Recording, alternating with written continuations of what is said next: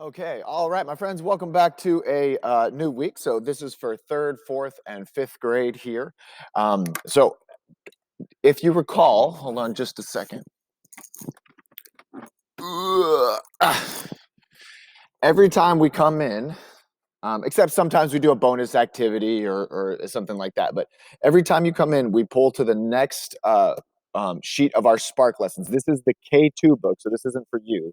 There's an exact replica that is 3 through 6, 6 through 8, and then for high school, we use a different one. Okay, so we're working through that book. Basically, each day when you come in, I flip to the next page and I kind of break down the lesson. I've been making the lessons a touch more condensed or shorter because we have a shorter amount of time. And if we can just hammer out the main points, then you should get the opportunity to move around and kind of do a choice activity. We call that movement exploration. So instead of being told, hey, do this, do this, do this, we've done that. We finished the lesson. You now know or got to practice a new movement thing. And then we move on so that you can just explore the space and kind of play with some friends, socialize a little bit, and work a skill that you want to work or a game that you want to work. Okay. All right. So what we've done so far is we're kind of building this pyramid of movement. We want to be good quality movers.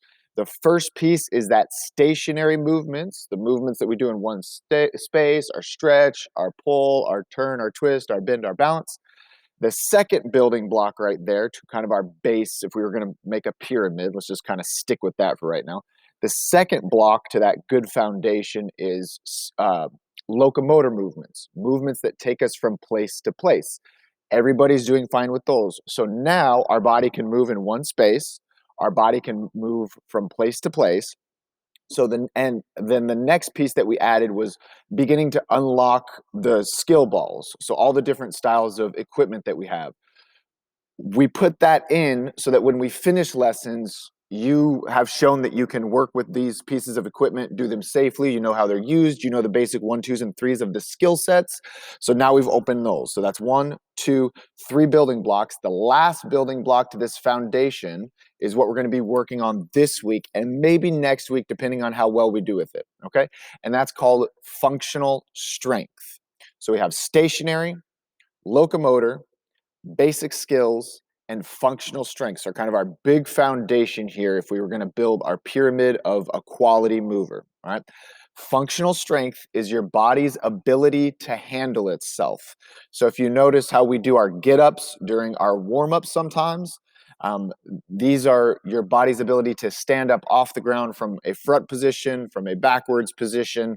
Um, and these are very important. Like I always say, if you were to trip, slip, fall, or otherwise be on the ground, maybe you're helping somebody grab something underneath a table. Maybe you were laying down to watch a movie. Maybe you were laying down to read a book or work on an art project or do something on the computer or just play with some toys or whatever you do. You don't want to have people come and help you up. You want to have enough functional strength for you to get up on your own from these various positions. Okay, so functional strength is the piece we're working now, that building block, and functional strength is your body's ability to handle itself. So sometimes we mention sit-ups or push-ups or body weight squats, and people go, "Oh man, we have to do push-ups." And I don't really understand that because one, it's an opportunity for you to grow as a person and grow as a mover and just continue to develop your body. Two, it's a fun little challenge thing to do. And three, I would never ask you to do something that you can't do. So your job is to give a little bit of effort in working these functional strength skills. My job is to break them down so that there's something for everyone. So if you think in your head, man, I can't do a full push-up, I don't want to do that. No worries, no worries. I got something for everybody. So let's get started with the video here. All right. So your job is to give a little bit of effort on your part, challenge yourself. My job is to make sure that I make things doable for you and give you some component of movement that you can do no matter where your movement level is at or where your skill level is at. If you're in a space where you can kind of get stretched out with me, then that's wonderful. I'm hoping that teachers can help facilitate a little bit as we go through the video. You can pause the video and and kind of get yourself set up. If it's not appropriate for you, you got other things going, that's okay, and we'll catch up tomorrow. So here's what I'm doing. I'm going to get ready for my press ups. That's working my upper body here. So I'm going to make sure my fingers in my wrists are all loosened up. So I'm just kind of taking each finger. I'll have dual going on, so you can see me in both ways. I'm just kind of taking each finger and stretching it out. Maybe I've been working with my pencil a lot. Maybe I've been holding a book. Maybe I've been working on the computer. So I'm just going to stretch out these fingers and make sure they're all feeling good. I'm going to press back on the wrist just a touch. Make sure my wrist is feeling stretched out. Maybe go both directions. It should feel good. If you're starting to strain yourself or if it's feeling uncomfortable, then just slow it down. Interlace my fingers, turn them inside out, get a nice stretch in the shoulders up over the top. A lean to either side. Pull it on down. Our focus here, stretching across, our focus here is the upper body with our press-ups or our upper body stretches. You can also call them push-ups, but I don't want you to hear that word and you know, have that be kind of a word that makes you feel discouraged or makes you feel unexcited, because I'm going to show you all the different moves you can do. And it doesn't matter to me which one you do. Wherever you are at is cool, as long as we begin to work this muscular structure and work our functional strength, our body's ability to handle itself. You can follow along with the video as I'm chatting with you, just drawing circles with my nose, getting a little trunk twist going. So with functional strength, this is something that we use every single day. If you got into the bus, you used kind of a squat step and a step up and a raise. When you sat down on the bus seat, you used a squat and then a stand up. If you got in and out of a car, you used a stretch. See here, you used a stretch to grab the car door, a pull to open the car door, and then a squat, sit back in and back up. Again, the practical application, hopefully you're getting the chance to follow along with the video a little bit, get loosened up, take a little movement break here. The practical application to this is if you were, like I already said, you know, if you're on the ground, there's a million reasons we could be on the ground. This is the oppositional twist. I'm taking my right knee to my left elbow, my left knee to my right elbow. So if you were ever on the ground for any reason, helping a parent or guardian fix a car, or somebody dropped something, or you found something cool while you were exploring in the forest or on the beach or at your house, anything like that, you want to be able to get yourself back up and just be able to be a quality mover and have a lot of options when you move. So this is part of that, is we're just going to loosen up the whole body here. If you get the chance to kind of get a nice spread in the legs, lean it side to side, then that's cool. If you don't have quite that amount of room where you're at, that's fine too, no worries. But by this point, the entire body should be pretty loosened up here. If you can go a little bit deeper into the squat, that's cool. If not, that's fine too. If you got pants on or a skirt or something like that that's kind of stopping you from moving, then that's okay. Just do your best, give it a chance. Gonna hop on one foot, hop on the opposite foot, 2 feet together is a jump, forward and back, a touch side to side. Just make sure you're 100% in control of your body. We don't need to be falling and flopping all over the place. All right, now I'm gonna move the camera here so that I can start to show you how we can begin to work this, turn the camera down, begin to work this muscular structure up in our upper body here. So the first thing that I'm gonna do, if you take off my watch, because that's gonna hurt. If you get the chance to do this, teachers, then that's great. You can maybe set up a couple stations, but the first thing I'm going to do is I'm going to find a wall spot. You can also use a table. You're going to reach up, get a nice stretch in the shoulders. Cool. And then this is the move here. Going to have my hands out to the side, and I get to choose how much effort I put in by where my feet are. If my feet are closer to the wall, it's going to be easier for me. If I take my feet farther away, it's going to be a little more difficult for me. I'm not going to take my feet so far away that I'm falling and slipping. We don't want to be out of control. If you're doing that, your teacher's probably just going to ask you to sit in your seat. We got to make sure that we're handling ourselves. And then I'm just gonna dip my nose to the wall. You don't have to touch your nose on the wall or anything like that. Just gonna start to move my nose to the wall and then push back out or press back out. I can move my feet close to the wall, make it a little bit easier, and then just kind of use the stretch if that's what you want to do today. 100% fine. If you want to do a little bit extra of a challenge, you can scoot the feet back. I had my arms wide. I'm going to bring my arms in towards my side. I'm going kind of fast paced with this video here, but I'm hoping that teachers will be able to pause this and maybe get a couple stations set up. You can even use your desk as long as you're careful not to push it so that it falls out from you and you slip and trip or that kind of thing. We don't want that. You can have your elbows tight so your elbows come right next to you as you're pressing. You can have your arms wide so that you're a little bit wider as you come out. Your arm kind of gets to this 90-degree angle here. Oops. Okay. It's at the end of this video. I have one more quick thing that I want to show you. Okay, so let's get this other video pulled up here. Oh, that's not it. I want this button.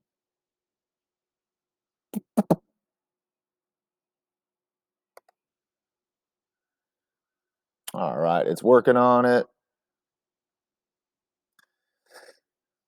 Cool, so this is a great time to pause the video while I'm waiting for this to do what I need.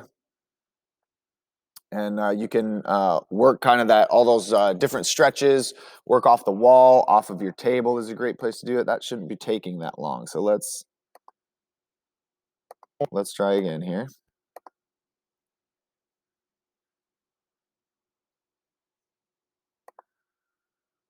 Okay, there we go. And it should be labeled. So these are all our videos from the year. Dated, but it should be called, here we go, we got it. Press up or push up part 2. And I'm just showing you these next progressions of the movement. So if you're there, you can do these movements and that's cool. If you're not there, then that's fine too. All right, so we were just using the wall. This is just another angle at it. I'm gonna go through this kind of fast. I'm angling my feet further back, arms out a little wider. Cool. Little shot from the backside here so you can see the elbows are tight here.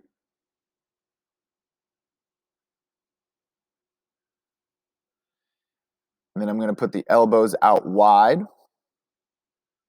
Right on. Next progression here is I can use a table or a desk or a dresser.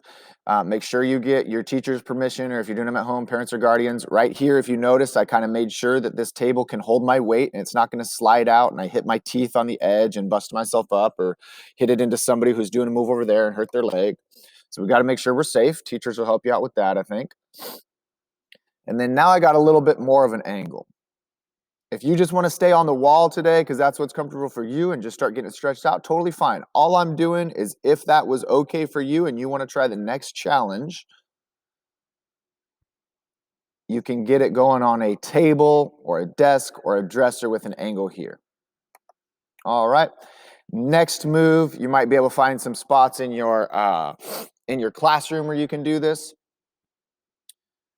I'm just going to lay, I'm going to kind of go, I'm running out of time, so I'm going to go a touch faster. I'm going to just lay and use my hands to press up and back down. This is called the cobra stretch.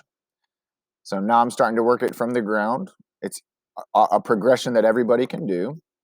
And once I got my cobra, I'm going to push up with my cobra and then back on to what's called a tabletop here, where I'm just on my knees and my hands. If I want to, I can scoop my knees further underneath my body, and that's going to make it a little bit easier because most of the pressure is going to be on my lower body. And then I can just do a little dip down with my nose, whatever's comfortable for me. I'm choosing how much upper body effort I use. Okay, so there's no pressure to do something super special. You can do any of these, Show you from a different angle here, just dipping the nose down and using my hands to press.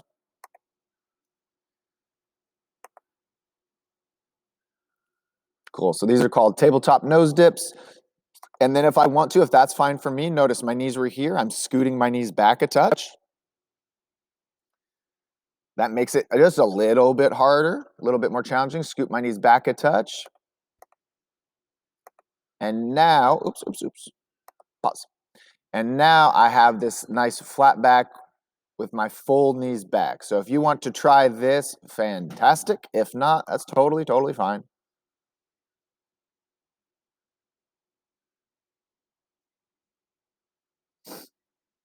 Cool. And then once I work all the way back from those knees, I can go from my toes right here. So I'm going to push up to my toes and then see if I can lower myself down nice and controlled.